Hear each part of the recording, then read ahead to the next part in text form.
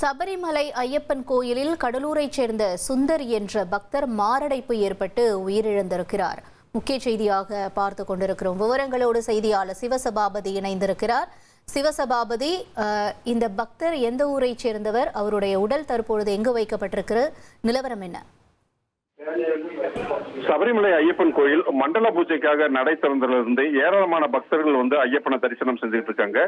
22 நாள்ல பாத்தீங்கன்னா 17 பேர் மாரடைப்பு மற்றும் உடல்நிலை கோளாறால இறந்திருக்காங்க. இன்னைக்கு பாத்தீங்கன்னா ஒரு கடலூரை சார்ந்த சுந்தர் 66 வயசு என்பவர் பாத்தீங்கன்னா இருமுடி கட்டி 18ஆம் படி ஏறி கொடிமரத்துக்கு பக்கத்துல போறப்போ திடீர்னு சொல்லிட்டு அவருக்கு மயக்கம் ஏற்பட்டிருக்கு. உடனே அங்கிருந்தவர்கள் மருத்துவமனைக்கு தகவல் தெரிவித்து மருத்துவமனை ஊழியர்கள் அவருடைய உடலை சன்னிதானத்தில் இருக்கிற மருத்துவமனையில கொண்டு அவரை சோதனை செய்யறப்போ அவர் இறந்த விஷயம் தெரிய வந்திருக்கு. இதைத் தொடர்ந்து அவருக்கு ஹார்ட் அட்டாக் மாரடைப்பு ஏற்பட்டு இறந்ததாக மருத்துவர்கள் சொல்லியிருக்காங்க. தற்பொழுது அவருடைய உடல் பம்பைக்கு எடுத்து செல்லப்பட்டு அங்கிருந்து பாத்தீங்கன்னா பத்தனந்திட்டா மருத்துவமனைக்கு கொண்டு செல்லப்படுகிறது.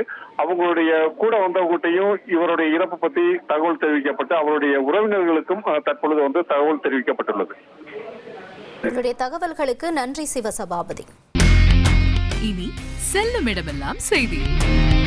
தந்தி டிவியின் வாட்ஸ்அப் சேனலை ஃபாலோ பண்ணினா செல்ல இருக்கும் இடமெல்லாம் செய்தி.